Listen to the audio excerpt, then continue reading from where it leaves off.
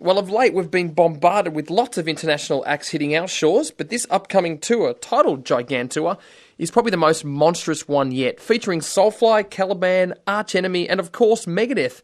Online now, we do have the brainmaster behind this monstrous travelling metal fest is Mr. Dave Mustaine from Megadeth, certainly no strangers to the Triple J airwaves and Australia. So let's welcome him back. G'day Dave, how you doing? I'm doing great, how are you? Not too bad. Looking forward to the Gigantour tour. Now, it has been rumoured for a long time about the potential of the festival making it to Oz, and it is finally happening. So you must be pretty psyched to see it come to fruition after the success it's had in the USA thus far.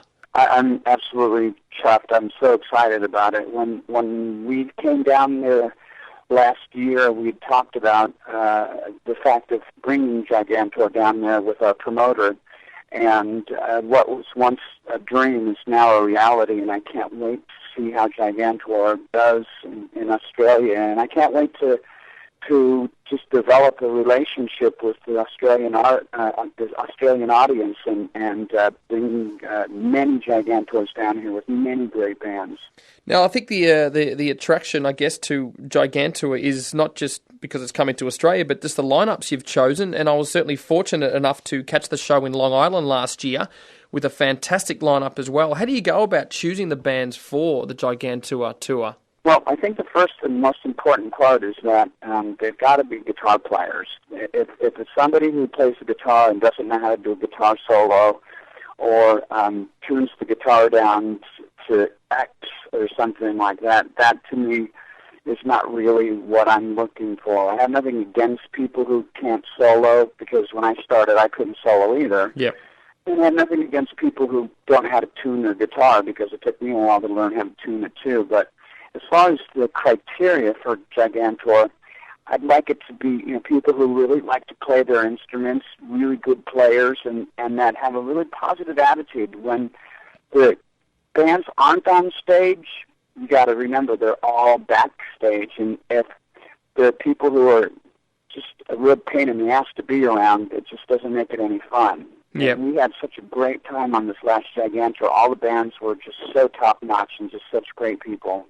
Well, I've read numerous interviews with most of the bands on Gigantour in the US, such as Arch Enemy and Lamb of God and Opeth, all saying it's probably the best sort of travelling festival they've been on in the US because of the somewhat no-ego policy and just the great musicianships and all these bands checking out each other's music as well. That's good to hear. We try really hard to make these bands feel comfortable, too, because, I mean, whether anybody's going to admit it or not, a lot of times on tour, the headliners can be real assholes. They can be really, just selfish, and they can be, really mean to the support bands. And I have nothing to hide. I have nothing to be afraid of, and I wanted to just let everybody that was on the tour know that they're there as my guest. Yep. And they're not there to fight. They're not there to struggle. I wanted to make everybody comfortable and feel at home. Now let's get on to all things Megadeth. The new album, The United Abominations, won't be out till March next year, and I hear that you're using Andy Sneaps to mix the album, which is great news too. Now I've read that you're sort of saying that it sounds nothing like the last record, The System Has Failed. Can you offer the Australian masses some slight indication of what we can expect off the upcoming album, and will we actually hear a couple of these new tracks when you hit Gigantour in Oz shortly? Absolutely. The new record, with the addition of Glenn and Sean Drover, those guys are huge heavy metal fans. I mean, stuff that I don't even listen to. It's so heavy, and it just really, really, really old school bands that nobody knows. But it's like I hadn't listened to Celtic Frost in probably 20 years. And one day, Glenn was listening to this, and I said, "Who's that?" And he goes, "It's Celtic Frost." And I went, "Really? Those guys still around?" He says, "Yeah, they got a new album coming out." Yeah, it came out this year. That's fun for me. That's really fun for me, because when Chris Poland and Gar Samuelson were in the band, they were jazz fans, and they didn't really listen to metal. And, same thing going forward with the other lineups. Chuck kind of like punk, Jeff Young kind of like Tony McAlpine kind of stuff. And Marty really liked the Middle Eastern kind of Asian music, like guitar and stuff. And these guys like the same stuff I like. So the record's got some real heavy parts in it. Obviously there's a couple songs that are really fast. There's just an overall, for me, a satisfaction with this record. I don't know where you got where I said it didn't sound at all like The System Has Failed. It sounds like the natural progression from The System Has Failed going forward, paying honor and homage to my roots.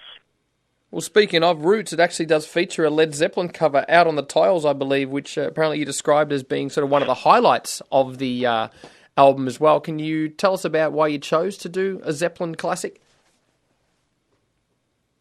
Well, in order to do a cover song, it's got to be as good as the song originally or better. And I don't know that anybody will ever do a song as good as Led Zeppelin did, but I figured, you know what, this is a song that I really like, and I'm going to take a stab at it. And oddly enough, I was having dinner with Scott Ian from Anthrax last night, and he told me that they'd done something on MTV, and it was called Rock School or Rock Star or something like that. So some I can't remember, Supergroup or something. And he said, yeah, we did Out on the Tiles too. And I said, really, how come? And he said, well, each one of us said we were going to play some of our own songs. And this is Scott talking. He goes, you're going to probably have to beat this out, Andrew. He goes, yeah, why don't we just do 8 fucking Ted Nugent songs, because I know them all. And then they got to Jason, because Jason Bonham was playing the drums in that project. And Jason said, well, we're not doing any Bonham songs, so we should do a Zepp song. And he said, it's so obvious to do Whole Lotta Love. Yep. So Jason called up and talked to Robert and Jimmy, and I guess Jimmy told him, why don't you do something less obvious? Why don't you do a song you've never done live before, which is Out on the Tiles? And I said, really? He said that? And I was so excited, so excited. So we recorded that. We actually rented John Bonham's drum kit, too, while we were doing that. And did that have any sort of impact on the song itself, being on the kit of the almighty master, Mr. John Bonham? That was so amazing. I kept thinking, anybody that, well, obviously the hire company in London had bought John's kit, and anybody who has ever rented that kit, as soon as they set it up, they're going to play the beginning of Rock and Roll, right? Yep. Try and be a show-off, right? But I don't think anybody's ever recorded a Led Zeppelin song on that kit besides, Bonzo himself. And I kept thinking, oh, my God, you know what? What happens if this is like the Power Rangers and we do Out on the Tiles and all of a sudden the universe splits in half and Aleister Crowley is resurrected and all this crazy stuff. And I was just pretending all that. But, man, that drum kit is so huge. The kick drum is 26 inches. Wow.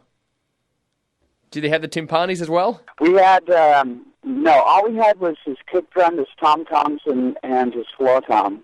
It was magic.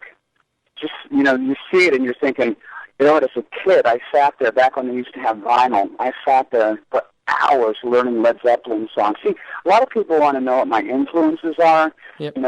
Who my guitar heroes are, and Zeppelin was one of the biggest influences on me, that and the Beatles, and to be in a studio and to see the drum kit from the band that gave me my career, so to speak, was thrilling. All you needed was Jimmy Page to come in and add in some licks. Oh, I wish he would. That would have been great.